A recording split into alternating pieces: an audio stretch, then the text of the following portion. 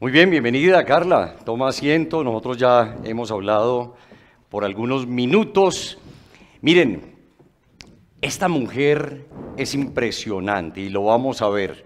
Para nosotros es un honor, es un gusto, Carla, tenerte aquí en Colombia, en Bogotá, en nuestro país. Este país también es tuyo, hace rato no venías a Bogotá, ¿cierto? Sí, hace un rato. ¿Estabas en dónde ayer? En Quito, en la En montaña. Quito. ¿Estabas en la montaña? Wow, después nos cuentas qué estabas haciendo en la montaña. Yo sé que no va a preguntar que, sí, a ver, a un alpinista no le puede preguntar que cómo le pega la altura, porque pues ese sería el colmo, ¿no? Sí, porque aquí todo el mundo, todo el extranjero que llega y cómo te ha dado la altura y te dio soroche. Jamás, ¿cierto? ¿Cómo nace ese gusto por la montaña, Carla?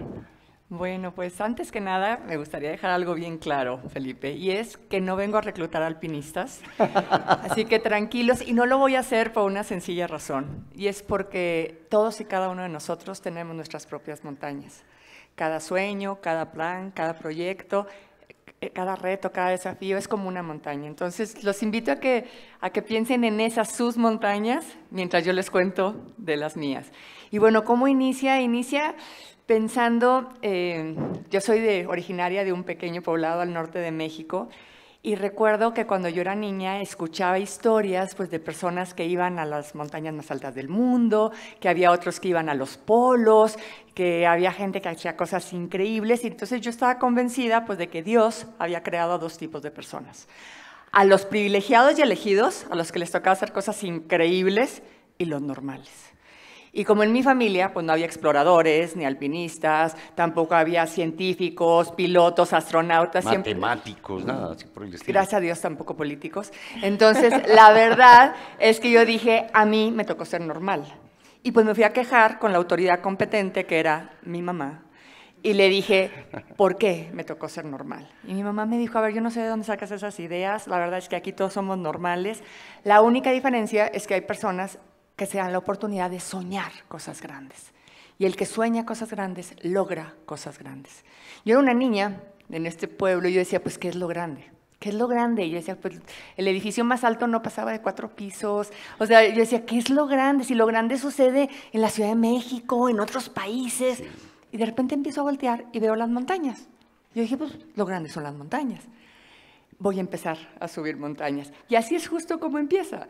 Le pido que me inscriban en los scouts, empiezo a subir cerritos y la montaña me enseña desde muy niña que desde la cumbre la perspectiva cambia. Que lo que parecía grande en el día a día, impresionante, de pronto se ve pequeñito.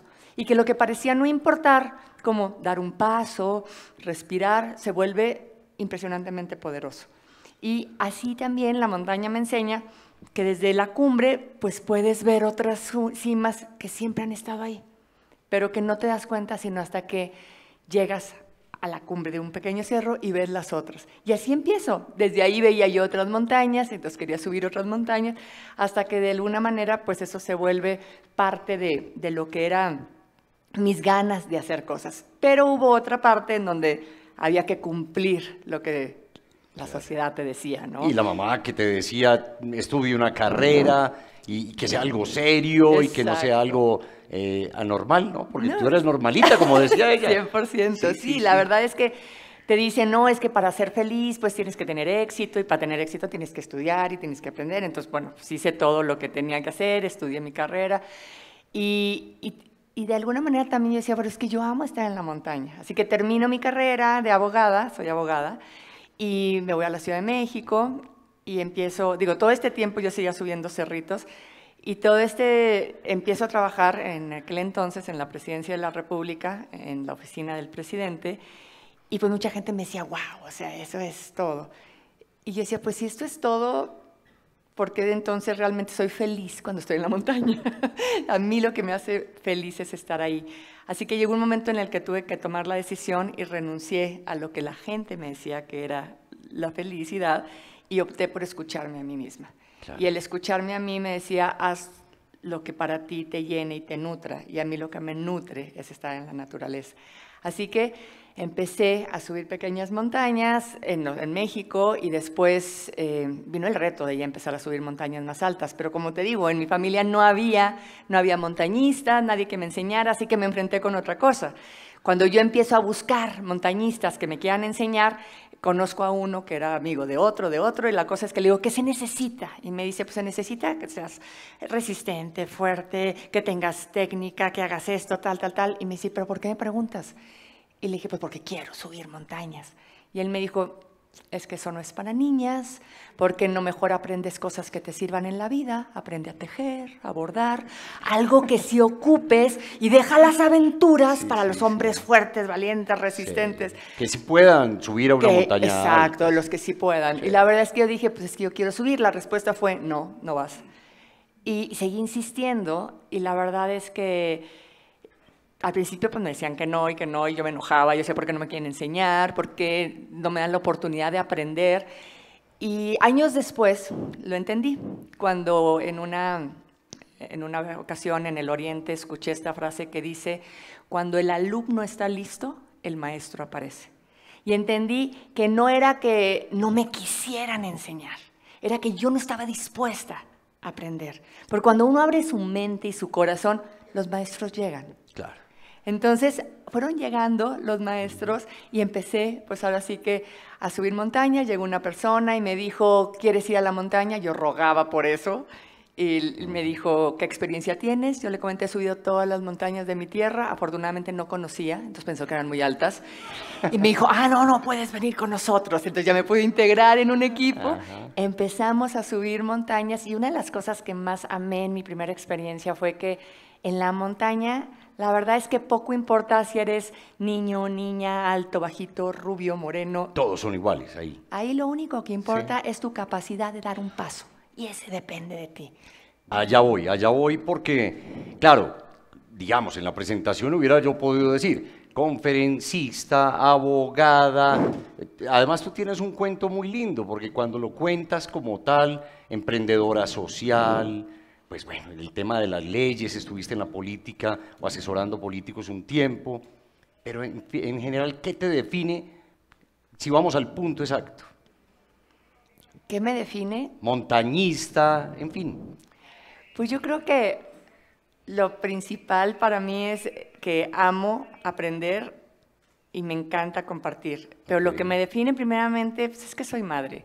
Eso. Soy madre de dos niñas y yo siempre creo en esa fuerza madre, esa fuerza creadora que me conecta con la naturaleza, que me conecta con la montaña, que realmente, digo, el Everest es conocido como Chomolungma, la diosa madre de la tierra. Es esa montaña que enorme, fuerte, que de alguna manera puede ser firme, porque tenemos muchas facetas como mamás, ustedes lo saben, pero también que finalmente de ahí fluye los ríos que nutren a toda la naturaleza. ¿Tus hijas son amantes de la naturaleza? ¿Han subido contigo a las montañas? Sí. Qué No maravilla. presiono porque hubo un momento en el que se sentían, así me dice la más grande cuando tenía como 6 años, me decía, mamá, es que todos me preguntan que cuando voy a subir montañas y a mí no me gusta el frío. Y yo le decía, tú sube tus montañas. Entonces ella tiene sus propias montañas, pero ama Perfecto. el deporte y también... Perfecto, eso es muy interesante porque digamos, hay dos elementos. Uno, ir paso a paso. Lo que he visto de ti es que dices, no trate de llegar rápidamente a la cima de la montaña más alta, sino que vaya cada día escalando su propia montaña o al nivel que usted le da. En fin, eso es muy poderoso. Así nos definimos nosotros como seres humanos. Hay que ir paso a paso y no querer ganarnos todos los premios de una vez, llegar al puesto más alto y ser presidentes del BBVA de la noche a la mañana, ¿cierto? Poquito a poquito. Pues la naturaleza nos enseña eso. La naturaleza no da saltos, todos son procesos, todos son ritmos que nos enseñan que hay tiempos para sembrar, tiempos para cosechar, tiempos para descansar, para volver a retomar y entrar en esa espiral virtuosa que nos lleva cada vez más alto. A mí me gusta mucho la palabra aventura y de hecho tengo un acróstico que habla de la palabra aventura porque finalmente aventura etimológicamente es adventura, lo que está por venir. Sí. Y finalmente todos estamos aquí ante esa aventura que es la vida misma. Y en ese acróstico, pues para mí la palabra A de aventura es adaptación. La montaña me enseñó que la fortaleza de un montañista no radica en sus músculos, y yo siempre les muestro, no radica en los músculos, realmente radica en nuestra capacidad de adaptación. de adaptación al cambio. Y no lo digo yo, lo decía Darwin desde hace muchos años. Las especies que sobreviven no son ni las más rápidas ni las más fuertes, sino las que más rápido se adaptan al cambio. En la medida en la que tengamos la posibilidad de adaptarnos a las nuevas circunstancias, vamos a poder fortalecernos. La siguiente en aventura es voluntad. Y la verdad es que a mí amo la palabra voluntad porque finalmente es la que te permite dar ese pasito y el que sigue. Hay 4 etapas en la voluntad que son romper la inercia, dar el primer paso. Aunque todo el mundo te diga que estás loca. A mí me lo decían. ¿Para qué? Me decían, ¿para qué vas a la montaña? ¿Qué necesidad de cargar mochilas, de pasar frío? Me dicen que no sabes que hay playas, que no sabes que hay spa. ¿Para qué vas y te complicas la vida? Pero en la medida en la que te das la oportunidad de salir de tu zona de confort, llega el aprendizaje. Después está la E en aventura, es explorar. Y explorar no necesariamente significa ir a los rincones más recónditos del planeta o a los polos, sino cambiar nuestra forma de ver las cosas. Explorar es desarrollar nuestra capacidad de asombro.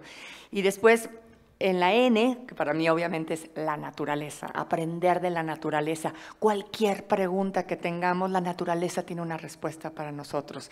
Y como bien lo decías, es en tiempos, en procesos y en pequeños pasos. Son millones de años en los que la naturaleza ha aprendido a través de prueba y error cómo evolucionar. En la T, rápidamente, transformación.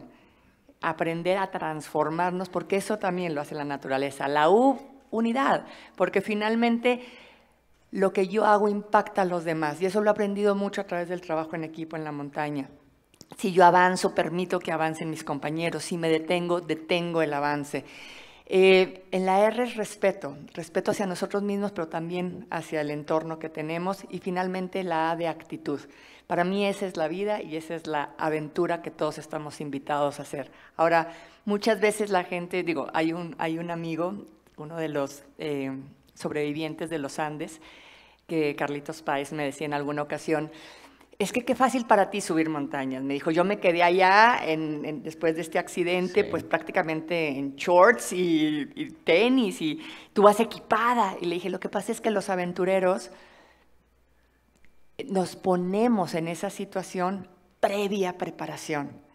Él fue un gran sobreviviente y la verdad es heroico lo que hicieron, pero yo invito a todos a que nos preparemos porque finalmente la vida nos va a poner pruebas. ¿Y cómo debemos estar preparados? ¿Qué debemos tener? ¿Qué debemos hacer? ¿Qué debemos llevar para subir esas cimas tan altas que las vivimos a diario en nuestra vida? Yo creo que principalmente es reconocernos y saber cuáles son esas herramientas, esas cualidades que nos fueron dadas desde que nacimos. Que todos somos diferentes también. Todos somos diferentes, pero todos tenemos esa herramienta que puede aportar al equipo algo para nutrirlo, algo para fortalecerlo. Todos tenemos talentos. En mi primer ascenso a la montaña más alta de América, que fue la Aconcagua, recuerdo que yo estaba feliz porque ese día comprobé que lo que me decía mi madre era verdad, que aquí todos somos normales, y que las personas que soñaban cosas grandes, que para mí llegar al punto más alto del continente era realmente grande, yo comprobé que podíamos lograr cosas grandes y quise compartirlo. La verdad es que hay una frase que me encanta que dice, el agua que no corre se estanca y el agua que se estanca se pudre. Yo decía, si me guardo esto que tengo, se va a echar a perder. ¿De qué va a servir que seas el mejor atleta o el mejor matemático o el mejor músico si te lo guardas? Tiene que compartirse. Por eso dicen que los líderes influyen, porque fluyen, porque dan lo que tienen. Y es eso, cuando me preguntas el cómo, es identifica qué es lo que tú puedes poner al servicio para fluir y para influir. Claro, aquí vienen elementos también muy poderosos y es la mentalidad positiva. Si tú estás antes de subir a la cima y dices, hoy como que no estoy tan bien, como que no la voy a lograr, eso está muy arriba, la mentalidad es poderosa, ¿no? Una mente positiva abre posibilidades. Ahora que mencionas eso, te contaré que como parte de, me decías, ¿cómo nos adaptamos? ¿Cómo lo podemos hacer? Cuando yo subo la montaña más alta en México, que yo estaba feliz porque ese día, bueno, o sea, llegué, lo logré, sí. Yo casi me levanto, levantaba los brazos, no podía porque estaba agotada, pero yo así levantaba los brazos, feliz de aquel triunfo cuando escucho a mis compañeros decir, ya es momento de subir montañas altas. Y yo, o sea, ¿qué? Yo estaba feliz con los 6,000 metros casi del pico de Orizaba, y me dice, no, la que queremos subir era precisamente la Aconcagua, sí, a casi 7,000 metros, Wow. 1,000 metros más. Y yo, ¿cómo? Y empiezan a decir varias cosas, que había que mejorar nuestras herramientas, nuestra condición física, pero lo más importante que dijeron era que había que cambiar nuestra nutrición. Había que compensar, cambiar nuestro pH para que los glóbulos rojos pudieran sobreproducir más rápidamente. Ahí tú comías normalita, como una persona normalita. Sí, no, bueno, yo en el norte de México, les voy a contar que éramos, yo ya no, pero muy carnívoros. Entonces comías carne en la mañana, carne en la tarde y carne en la noche. Sí. Y la verdad es que de repente me dicen, es que tienes que cambiar tu alimentación y comer más vegetales y más verduras y acelgas y espinacas. Y yo veía aquello verde y decía, es que el pasto se lo come la vaquita que yo me como. Pero la realidad es que la opción era, si comes lo que te nutre, tu cuerpo se fortalece y se adapta. Entonces, cuando hablamos justo de esa mentalidad, aprendí que no solamente nos nutre lo que comemos, nos nutre lo que pensamos, lo que vemos y nuestro entorno. Así que hay que ser tan selectivos como, ahora sí que hacer dietas mentales, porque hay alimentos que te intoxican la cabeza y que no te sirven de nada, y que muchas veces son esas dudas, esos autosabotajes que no te sirven para nada. O palabras necias. O palabras, o lo que te dijeron de chiquito. Es que a mí un día me dijeron que yo no podía, es su pensamiento y se respeta, pero tú eliges qué pensar. Entonces, cuando precisamente me dices, ese avanzar, ese seguir, esa mente positiva, es una capacidad de elección y de decisión que todos tenemos. Nadie puede elegir pensar por nosotros. Solo hay que estar conscientes de qué tipo de pensamientos nos permitimos. Cuando yo llego a la Aconcagua y un compañero me dice, esto está más difícil de lo que yo pensé, habían fallecido 2 personas, y me dice también, no te traumes, me dijo, a lo mejor ni yo lo puedo subir. Así como diciendo, tú ocúpate de otra cosa. ¿Esas voces no se deben oír? ¿O qué? Se respetan, porque se vale que ¿Pero que entre por acá y salga por acá? Pues no, yo lo dejo pasar allá. Ni siquiera dejo que se acerque. No, pues es como respeto. Tú estás en tu derecho de pensar lo que tú quieras de acuerdo a tu idiosincrasia, de acuerdo a tus creencias, pero si no me nutre, yo elijo lo que me nutre. Es como cuando haces un buffet y tú sabes que hay cosas que te van a costar digerir y hay cosas que te van a servir. Y yo elijo lo que me sirva. A mí dime como sí, que no se puede por aquí, perfecto, por dónde sí, que hoy no. Cuando sí, que no sabes nada de meteorología, obviamente, pues yo era abogada, ¿qué iba a saber de meteorología? ¿Dónde aprendo? Que no sabes de medicina, ¿dónde aprendo a identificar cuáles son los síntomas que mi cuerpo va a tener para evitar caer en un edema cerebral, en un edema pulmonar? Vengo del desierto, ¿cómo iba a saber dónde hay una grieta? ¿Cómo se puede prevenir una avalancha? Entonces, a mí dime cómo sí, porque la meta ya está clara. Claro. Carla, yo digamos, creo que uno debe ponerse metas todos los días, objetivos todos los días y subir un poquitico cada vez más alto. Pues, te confieso, yo he subido máximo a Monserrate y en fin, y ahí me da soroche. Pero, ¿qué se siente cuando uno sube a esa cima soñada, esperada? Claro, ahí ya dijiste, mamá, no soy normalita, ya soy pues privilegiada. ¿Qué pasó ahí? ¿Qué viste y cómo viste hacia abajo? Bueno, les cuento que tuve 2 intentos al Everest. En mi primer intento, después de muchos meses, de 8 años de preparación, de 5 años pidiendo recursos, pidiendo patrocinios, cambiando la mente de muchas personas porque me decían, es que eso no es deporte, el deporte es el fútbol, ellos dan la vida en el estadio. Y yo decía, bueno, y me decían, ¿y yo qué voy a ganar como empresa? Yo les comentaba, me pongo el logotipo, y me decían, nadie te lo va a ver, a nadie le importa eso. El punto es que después de muchos años, 5 años pidiendo patrocinios, finalmente logro conseguir los recursos, me voy a la montaña y en el ascenso, subiendo hacia la cumbre del Everest, empiezas, pues a ver todos esos, pues las nubes ya se van quedando abajo, vamos subiendo, y de pronto llega un punto en el que yo la verdad estaba ya pues cansada de avanzar, y recordé a una pequeña en un campamento que venía muy cansada, es una chiquita que cuando yo regreso de la Aconcagua, queriendo compartir mi aprendizaje, me fui a este campamento para enseñarles a las niñas, pero la maestra fue esa chiquita que en el ascenso me decía, ¿cuánto falta? Y ya llegamos, ¿y cuánto más? Hasta que llegó un momento en el que le dije, no me preguntes nada, y cuando subimos a la cumbre de ese cerrito, esta chiquita se emocionó y me dijo, esto es como el Everest. Y yo le dije, no, este es un cerrito que no aparece en los mapas, pero entendí que para ella era un gran logro. El punto es que, creyendo que yo le estaba enseñando a romper paradigmas y a lograr grandes cosas, a los pocos días ella me pregunta que si era como el Everest, y le dije que no sabía, porque yo no había subido el Everest en ese entonces, y ella le cambió la carita.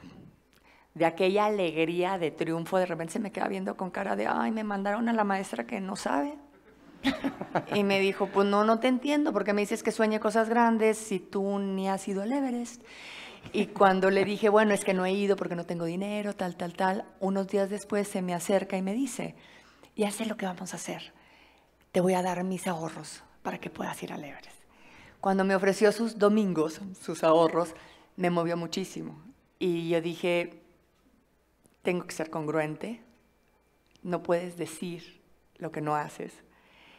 Esta chiquita, al ofrecerme sus ahorros, me enseñó que ella veía en mí una persona que no tenía ninguna diferencia con un alemán, con un ruso, con un sherpa, con un militar, y que me veía con la capacidad de hacerlo. Y lo tercero y más importante, pues que confió en mí. Cuando yo voy subiendo al Everest, 2 años después de esto que pasó, llega un momento en el que yo iba caminando y ya venía como la chiquita. Yo también decía, ¿a quién le pregunto que cuánto falta? O sea, yo, ¿cuánto más? En eso avanzo y veo que venía un sherpa muy famoso detrás de mí porque él ya había hecho la cumbre varias veces y había roto varios récords. Entonces, cuando veo a Babu, le pregunto, ¿cuánto falta? Y en eso él me dice, ¿ves ese piquito que está ahí? Y yo, sí. Me dice, esa es la cumbre, estamos a 80 metros, media hora. Media hora, después de 5 años pidiendo patrocinio, 8 en el proyecto, bueno, me emociono, empiezo a subir, tomo agua porque dije, o sea, lo que me preguntabas, voy a levantar la bandera y los brazos y me voy a sentir triunfante y tal. Bueno, yo ya tenía toda mi película y de repente avanzo y uno de mis compañeros ingleses me dice, hasta aquí llegamos. Y yo, ay, pobre, le falta oxígeno en el cerebro, ¿verdad? Y yo dije, no, déjame le explico. Yo, a ver, piquito, cumbre, está cerca, vamos a caminar. Y me dijo, no, es que no podemos subir. Y yo no entendía, la verdad, ¿cómo que no podemos? Y yo, así, yo sí puedo, con permiso. Yo sí lo voy a seguir, vengo de México, más lejos. Entonces, yo creo que sí. Y en eso empieza a decirme, estábamos en un punto que se conoce como el escalón Hillary, que es la base de esta como pared de 12 metros de alto, 2,5 metros aproximadamente de ancho, que no es una caminada, es una escalada técnica en donde si haces un mal paso a la derecha es China y a la izquierda es Nepal, y no quieres ir a ningún lado en ese momento. Así que se garantiza no solo el ascenso, sino el descenso al colocar con tornillos de titanio, haces un anclaje, cuerda, y a tu arnés te ganchas para que cualquier cosa pues no llegues a visitar países vecinos. Así que cuando llegamos ahí, y me dice mi compañera, a ver, Carla, no es que no queramos subir, es que se nos olvidó la cuerda. Pequeño detalle. Para poder subir. A ver, ¿podíamos subir sin cuerda? La verdad, sí podíamos subir. Pero bajar sin cuerda, con las condiciones de viento, con el cansancio, hubiera provocado la muerte de cualquiera. Peligrosísimo. Aparte, en la montaña, una de las cosas que mi entrenador me enseñó era que a la montaña hay que subirle en estilo. Y en estilo no significaba que te combinen los zapatitos con la chamarra o que el reloj esté divino y que los lentes salgan perfectos en la foto, porque gracias a Dios no había selfies en ese entonces. Subir en estilo es sube y baja por tu propio pie. No te pongas en riesgo, porque si tú te pones en riesgo, pones en riesgo a los demás. Y recuerda que la cumbre es solo la mitad del camino. Cuando estás arriba, nadie te aplaude, ni te hace la ola, ni te ponen medallas. Ya llegaste, qué bueno, ahora bájale. El 90% de los accidentes son de bajada. Porque la gente da todo hacia la cumbre y se le olvida administrar sus recursos. Aquello de la sostenibilidad aplica. Claro. Cuando das todo y se te olvida que tienes que bajar, que tienes que tener esos recursos, ese almacenamiento de energía para poder cumplir el ir y regresar en estilo. El punto es que sin cuerda nos arriesgábamos a que cualquiera perdiera la vida, así que no bajamos. Cuando regresé a México, cuando regresé al base, al campamento base, no solo estaba furiosa, Claro. estaba, fracasada. Después de tantos años y tanto esfuerzo, yo decía, a ver, no fue por falta de oxígeno, no fue por falta de condicionamiento físico, porque hubo una tormenta, no fue una avalancha, fue culpa de Un olvido de alguien. tweet, ¿Sí? que no hizo su trabajo y me arruinó la expedición. Y yo estaba convencida de eso. Cuando llego a México hay una rueda de prensa, los medios me empiezan a preguntar, ¿y por qué no subiste? ¿Se te congeló algo? ¿Se te apareció el Yeti? O sea, y yo les dije, no subí por culpa de un Claro. tal. Un amigo que dejó De la un- cuerda. Pues no tan amigo. No, la verdad es O que... examigo. No. Yo creía realmente eso, hasta que de pronto me encuentro con una especie como de cuento trabalenguas que decía, todo el mundo quería hacer una tarea importante. Esta es la historia de 4 personajes. Todo el mundo, alguien, cualquiera y nadie. Todo el mundo quería hacer algo importante. Cualquiera hubiera podido hacerlo. Todo el mundo pensó que alguien lo haría. A final de cuentas, todo el mundo pensó que alguien lo haría y nadie hizo lo que cualquiera hubiera podido hacer. Impresionante. Cuando yo leí este trabalenguas fue así como una cubetada de agua helada que dije, a ver, todo el mundo quería hacer algo importante, todos queríamos llegar a la cima, cualquiera hubiera podido llevar la cuerda, nadie hizo lo que... Y de pronto la última frase de nadie hizo lo que cualquiera hubiera podido hacer fue el gran aprendizaje. Yo no le pregunté a mi compañero, oye, ¿en qué te ayudo? ¿Qué necesitas? Vamos al mismo lugar, Claro. vamos a los mismos 2 metros. La montaña me enseñó algo bien importante. No importa que te enfoques, que te entrenes, que te nutras, si se te olvida pensar en los demás. Así es. Si no te importa el de al lado, no vas a poder entender lo que a ti te hace falta para recorrer los últimos metros. Y con esto, después de este preámbulo, te contesto la pregunta, ¿qué se siente llegar a la cima? Al siguiente año vuelvo a intentar el Everest. Cuando yo iba cansada, ya no iba culpando a nadie, iba dedicando mis pasos. A mí me enseñó mi madre que cuando algo te cueste mucho, ya no lo hagas por ti, que lo hagas por alguien más. Wow. Entonces empecé a dedicar mis pasos. Dije, este paso va por aquella chiquita, Sofi se llama, por Sofi que un día me quiso dar sus ahorros para que yo subiera. Y este va por fulano, y este va por mi madre, porque mientras yo iba a la montaña, la que estaba ojerosa, demacrada, era ella. Parecía que ella era la que estaba en la expedición. Y empiezo a dedicar mis pasos y en los últimos minutos en donde yo ya veo que hay alguien parado en la cumbre, que era un compañero mío argentino, y que de hecho, así entre paréntesis, pues se le había llegado 1 hora y media antes. Al no bajar, el equipo estaba preocupado pensando que le había pasado algo de bajada. Entonces cuando llego y lo veo, digo, ¿por qué se arriesgó tanto al estar en la cumbre? Y en el momento en que llego y me recibe con un abrazo, entendí perfecto. Él me enseñó que de nada te sirve llegar muy alto si estás solo, si no tienes con quién compartirlo. Volviendo a la pregunta, ¿qué se siente estar en la cima? Una cima compartida multiplica el éxito. Ese abrazo de cumbre a mí me dejó ver que si llegas a la cima solo, no De nada vale. De nada vale. Estás ahí gracias a todos los que estuvieron contigo. A esas personas que un día tuvieron fe en ti, que te enseñaron a avanzar, que te enseñaron a caminar, que finalmente mucha gente me decía, es que subir a la montaña no es un trabajo de equipo. Y yo, ¿viste la cuerda? Sí, alguien la puso. ¿Viste la escalera? Alguien la puso. Que solamente salió alguien en la foto, una sola persona, hubo otra que la tomó. Hay muchas personas que no son protagonistas, pero que son sumamente importantes para el logro de unos pocos.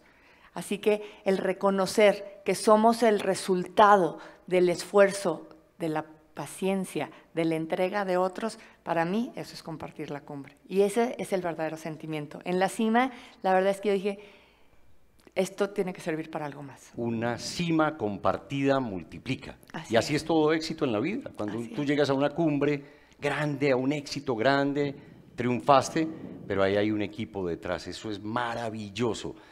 Carla, pues, digamos, también una anécdota con unos colombianos allí, ¿no? Sí. Quiero que nos la compartas, por favor. Bueno, eso fue en mi primer ascenso al Everest, cuando no alcanzo la cumbre, me sigo entrenando y regreso a una montaña en el Himalaya que se llama Manaslu. Y estando en la montaña había un equipo de colombianos. La verdad es que, bueno, uno se acercaba al campamento por el olor a café delicioso, allá donde todo nos falta, de repente el aroma, bueno, maravilloso. Y pues nos hicimos amigos de este grupo. Fue una experiencia fuerte, ya que en el camino hacia la cumbre empezó a nevar, la montaña la nieve se acumuló de tal forma que tuvimos que decidir bajar en ese momento. Habíamos colocado cuerda fija en diferentes puntos de la montaña, pero la acumulación de nieve ocultó las cuerdas. Cuando veníamos bajando, digo, ya nos habíamos hecho amigos, obviamente, de verdad es que tipazos, este equipo de colombianos. Y cuando íbamos bajando venía Fernando, después venía Lenin y después venía yo. Algo que sucedió fue que Lenin, viendo que Fernando venía cansado porque venía abriendo huella, pues la nieve le llegaba aproximadamente a la cintura, le dice, amigo, déjame te ayudo. Y en el momento en el que él abre un poquito la escuadra para poder rebasarlo, nos provocamos una avalancha de placa. Y la avalancha nos llevó a los tres. Fernando quedó enterrado, afortunadamente podía respirar. A mí y a Lenin la montaña nos expulsó. Yo pude sobrevivir gracias a que caí en una grieta, Lenin no. Y fue muy frustrante porque la verdad es que cuando yo caigo empiezo a caer y en ese momento lo único que dije fue, ya me maté. Y me empecé a golpear, caí de espaldas, afortunadamente traía mucho peso en mi mochila y eso fue lo que me amortiguó.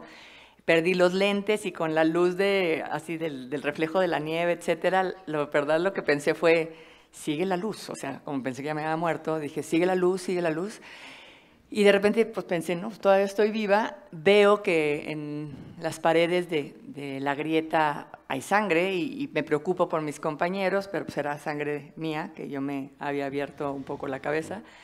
Y al final, pues escucho a Fernando, le grito a Lenin, no contesta, pudimos salir de la montaña.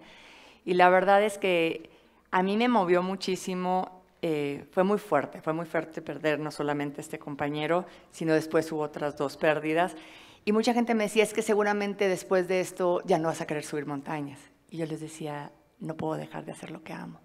Lo que sí tengo que hacer es pensar en que tengo que prepararme más. Claro. En que no puedo confiarme del entorno porque las condiciones cambian y a mayor preparación se disminuyen los miedos. A mí me encantó, la verdad, esa capacidad y esa generosidad de Lenin de pensar en el otro. Yo decía, qué maravilla que lo último que dijo fue, déjame te ayudo, déjame ayudar. Eso fue fue lo último que yo escuché de él. Y para mí, esa es de verdad la esencia del trabajo en equipo. Querer ayudar al otro. Y también hay que saber ayudar. Y saber ayudar. Porque claro. A veces creemos que podemos ayudar a alguien y lo estamos perjudicando. Así es. Entonces, la verdad para mí ha sido una de las grandes lecciones en donde el compromiso fue, siempre recuerda que en la medida que quieras ayudar hay que saber cómo ayudar, pero también que ojalá esas sean tus últimas palabras, ¿no? Querer ayudar. Ahí está otra frase poderosa tuya. Yo rescato puras frases porque nunca se debe dejar de hacer lo que se ama. Eso es para ser feliz también, ¿no? Claro. Y para tener siempre como ese aliciente, incentivo de alcanzar metas. Nunca dejar de hacer lo que se ama. Hay otra frase que rescaté también de otra de las entrevistas tuyas. ¿Qué determina la actitud? Quiero que la digas tú con tus propias lengua. ¿Qué determina la actitud? Tu actitud determina tu altitud. Como lo decía en un principio, eres tú y nadie más que tú quien va a determinar qué tan alto quieres llegar. En la montaña la verdad es que poco importan los títulos nobiliarios, académicos o de propiedad. Ahí eres quien eres. Y eres la persona que va a saber ver oportunidades o ver dificultades, que va a saber agradecer, que va a saber compartir o que va a guardarse el chocolate y a pasar por encima de los demás. Entonces, la verdad es que eres tú y solamente tú quien va a definir hasta dónde quieras llegar. Y eso para mí es es un tesoro, es maravilloso, porque depende de nosotros hasta dónde queramos llegar. Y eso te abre un infinito de posibilidades de todo lo que... La actitud multiplica. La actitud es todo. La actitud de verdad, cuando te falta todo en la montaña, cuando batallas para dormir, batallas para comer, cuando todo está en contra, cuando estás encerrado en tu tienda de campaña y estás oyendo las avalanchas por un lado, el crujir del glaciar por el otro, cuando el miedo está presente, la verdad es que la fortaleza viene de adentro. Y es de mucho de lo que piensas y de tu actitud ante las cosas. Voy con otra frase que te escuché, porque a veces también el ego de uno es, yo soy el mejor, yo me preparé, yo estudié, tengo estos títulos.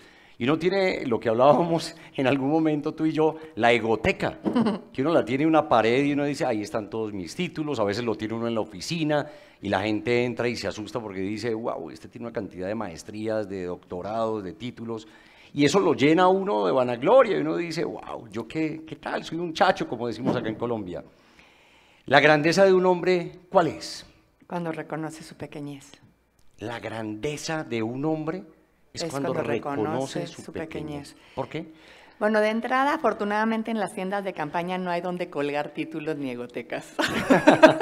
Ahí todos dormimos abajo de una lona. Y todos son iguales. Y todos somos iguales. Aquí poco importa si tienes avión, jet, helicóptero. Si has logrado. Si has logrado. Ahí eres quien eres. Y la montaña, en la adversidad, saca lo mejor o lo peor de ti. Saca la casta o el cobre. Así que ahí te das cuenta realmente qué es lo que traes por dentro.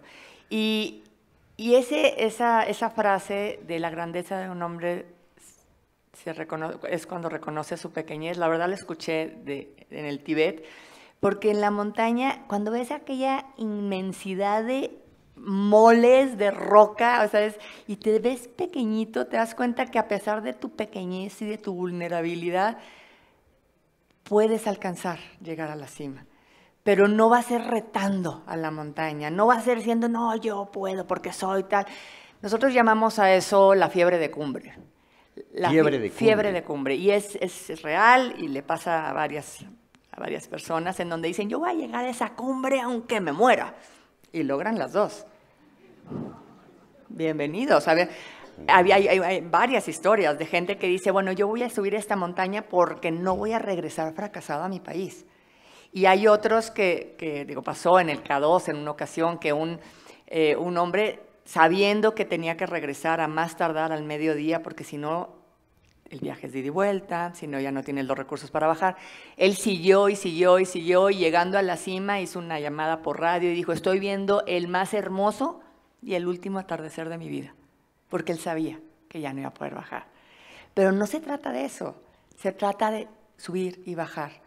Alguna ocasión comenté esto en una empresa, me acuerdo perfecto, que yo le decía a los ejecutivos de esa empresa, es que hay que subir y bajar. Bueno, el director brincó al escenario así de, nosotros no, ¿eh? Nosotros en la cumbre siempre. Y yo decía, se va a morir. Porque allá arriba no hay oxígeno y uno no se puede quedar allá arriba. Te pones tontito, allá y acá, si te quedas en la cumbre. Hay que bajar, y bajar no significa retroceder. Bajar significa de regreso al base, a las bases, a tus valores, a tus creencias, a lo que eres. ¿Por qué? Porque si bajas, eso te va a permitir volver a subir otras cumbres. Y cuando bajas, el aprendizaje que te dio esa montaña y lo compartes, cada vez que alguien más alcanzas cumbre, un pedacito de ti vuelve a estar en la cima. Realmente, yo creo que de eso se trata, reconocer nuestra pequeñez. No somos más grandes que la naturaleza, no somos más grandes que muchas cosas, pero las montañas se forman de pequeños granitos de arena y el mar de gotitas de agua. Impresionante. También te he escuchado decir muchas veces, y así lo veo también yo, que la montaña es como una especie de spa donde la basurita que traemos a veces y que se nos va pegando en el camino de la vida, que uno se va cargando de esa basurita, allá se va desprendiendo y se va dejando hasta que tú llegas a la cima. ¿Qué es lo primero que pule la montaña? Bueno, la verdad es que nunca he visto la montaña como spa, pero me encanta la idea. Yo siempre he dicho que hay que saber elegir lo que llevamos en la mochila.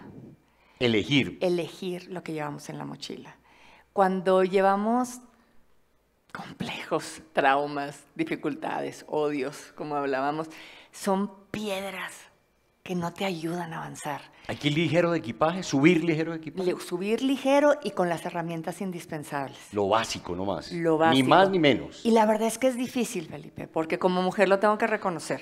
Es que a mí me decían, vamos de fin de semana a algún lugar, y yo llevaba unas maletas que parecía que me iba a ir de campamento 3 meses, ni me decían, son 2 días. Pero ya saben que si la blusa, que si el vestido, que si el esto, que si hace frío, que si hace calor. Y cuando yo cargaba mis mochilas de esa forma y mis compañeros me decían, ¿esto es lo que vas a cargar? Allá tú. Después de 8 horas con eso en la espalda, uno empieza a sacar cosas y dices, hay que diferenciar entre lo esencial y lo accesorio. Solo lo esencial es lo que necesitamos subir. Y más que ir desprendiéndote de cosas en la montaña, es saber que llevas lo esencial, porque lo demás va a depender de ti. Y ahí es donde la actitud va en la mochila. Claro. Como una herramienta que va a transformar todo, en donde el alimento se vuelve esa palabra que un compañero te dijo, esa palabra, esa palmada en la espalda, esa sonrisa. Eso es lo que te va nutriendo, más allá de kilos de alimento que te puedas para cuando tengas hambre, te empiezas a nutrir de otras cosas, empiezas a fortalecerte de otra forma. Claro, para ir terminando esta charla, Carla, que quisiéramos continuarla y podríamos extenderla a todo lo que quisiéramos, hay que planificar porque a veces a uno le dicen, vamos este fin de semana a tal lado y uno dice, hágale, ¿cierto? Y hay otros que le dicen, es que este es el que para las que sea, para donde uno lo invite va, y siempre va a esto, y sin planificar. A nivel de éxito, ¿cómo se planifica? ¿Qué se debe hacer? ¿Qué paso a paso seguir? ¿Tú planificas con qué anticipación subir a una montaña, llegar a una cima, alcanzar un objetivo? ¿Cómo se planifica? Como bien decías al principio, en cuanto a la adaptación a la altitud no solamente te afecta en tu capacidad de respiración, de que respires con dificultad. Después de los 7.500 metros de altura, el porcentaje de oxígeno es tan solo de 1/3 del que hay al nivel del mar, lo que te afecta principalmente, sí a tu respiración, pero también a pensar con claridad. Es por eso que planear es decidir por anticipado. A mayor planeación, se reducen también los riesgos. No puedes ir, o sea, el montañista que vaya a ver a cómo le va, pues la verdad es que no somos suicidas potenciales. O sea, sabemos que hay riesgos y existen, entonces tienes que tener preparación, tienes que prepararte para esas circunstancias. En mi caso eran años de preparación y mis ascensos fueron graduales, que me permitía tomar decisiones y no depender. Porque bueno, digo, hoy día las cosas han cambiado. Uno firma un cheque, paga mucho dinero, lo llevan a la cumbre y toma una foto espectacular.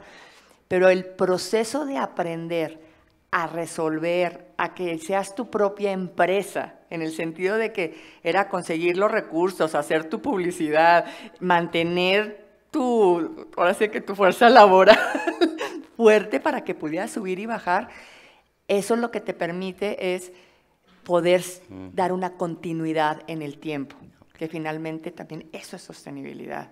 Así que yo creo que el planear, como te digo, es decidir por anticipado y cuidar todos esos aspectos. A mí la ley de Murphy es una herramienta maravillosa. Si crees que algo malo puede pasar, va a pasar. Así que prepárate. Imagínate. Prepárate porque ese es algo positivo, no es algo negativo. Sí, prepárate. O sea, porque todo lo negativo quizás hay la posibilidad, pero si tú ya estás preparada, ya tienes la herramienta perfecta para resolver en ese momento. Planear es perfecto. Planear es perfecto. Yo voy a tratar de hacer como una especie de resumen, porque he sacado los tips de lo que hemos hablado. Soñar siempre y soñar cada vez más alto, eso es clave. Planear es algo básico también para alcanzar esas cimas, esas montañas que nosotros todos los días escalamos. Tener una actitud ganadora, poderosa, trabajar en equipo. Alguien me va ayudando también si se me pasa alguna. El plan ya lo habíamos dicho. Perseverar, ser constante, sostenerse, lo último que acabas de decir. Llegar, pero sosténgase uno ahí en un éxito o en una línea, es también muy difícil. ¿Qué le dirías tú a tu mamá cuando ella te dijo, mija, nosotros todos somos normalitos? Y tú dijiste, yo quiero ser privilegiada. Con el paso de los años, ¿qué mensaje le darías a ella? Y que nos dejes a nosotros de reflexión. Bueno, mi madre ya no está, pero sí está, o sea, ya trascendió. Pero yo siempre he dicho que ella es la mejor alpinista que yo he conocido. Porque a pesar de que jamás en su vida subió un cerro, me enseñó que es haciéndolo chiquito como se logra lo grande, que es cumpliendo lo ordinario como se logra lo extraordinario. Y no me lo enseñó con palabras, me lo enseñó con su ejemplo. Me lo enseñó con esos detalles del día a día, con ese acompañamiento, con esa fuerza madre que fue la que me permitió alcanzar las cumbres más altas de cada continente. Y la verdad es que lo único que le podría decir es gracias. Gracias por ese ejemplo, por esa fuerza y ojalá que yo pueda hacer igual para mis hijas. ¿Tú ya cumpliste todas las metas o hay otra más, otro sueño que tengas ahí? ¿Se vale llegar y decir, ya cumplí todo, ya me rindo y me rindo? No, hasta aquí llegué. Como les dije al principio, cada quien tiene sus montañas.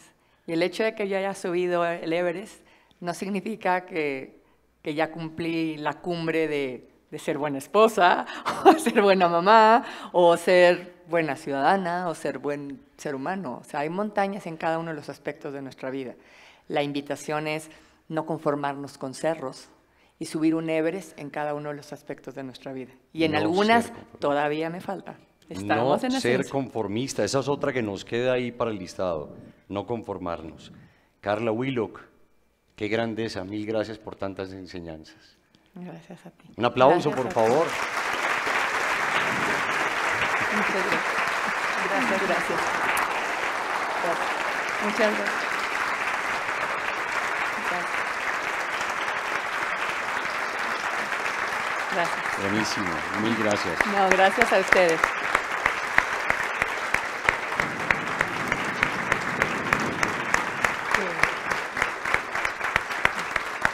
Muchas gracias. Gracias.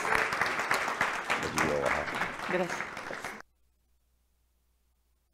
Mil gracias. Este espacio, claro, lógicamente va a quedar también arriba en las redes. Esperamos que ustedes con el hashtag nos ayuden a jalar todo este tipo de información, de contenidos, que es lo que necesitamos.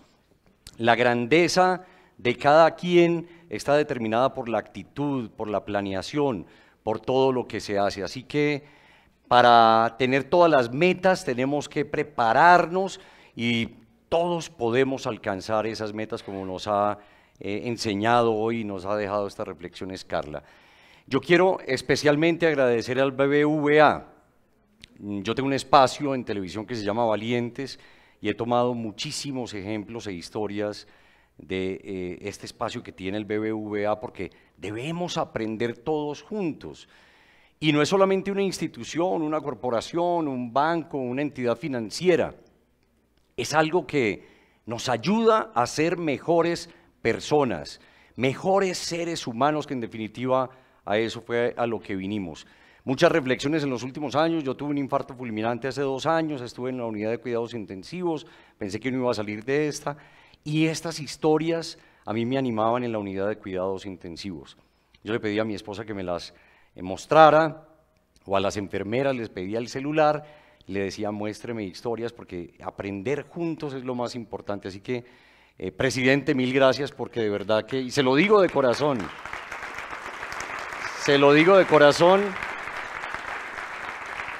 ustedes no se alcanzan a imaginar a quién están impactando y en qué momento están impactando. Pero esto es de grandes. Esos espacios son los que tenemos que mantener. Y cada uno de nosotros interioricémoslos y tratemos de multiplicarlos a los demás, de no quedarnos egoístamente con esto, con esta información y con este tipo de contenidos nosotros. ¿A qué vinimos? A hacer luz, a transformar, a animar a los demás. No escuchemos esas voces, como decía Carla. Hay voces que les van a decir a ustedes toda la vida, no se va a poder, no va a salir, no lo va a lograr, ya es el fin, usted ya tuvo un infarto fulminante, esto es muy difícil. Se los digo yo, 2 años aprendiendo y creciendo en muchos aspectos, pero todo gracias a contenidos como este. De nuevo, mil y mil gracias, que pasen un feliz día y que estén muy bien.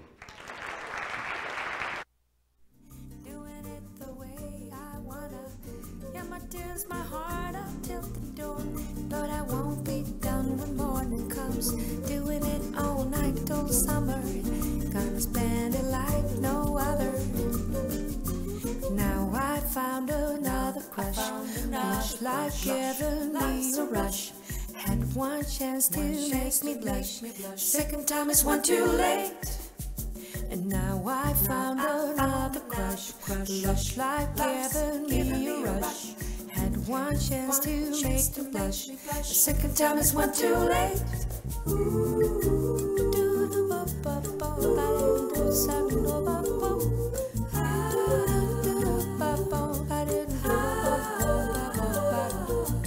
You know that I'm wind blowing time, still water run dry, still go to some door.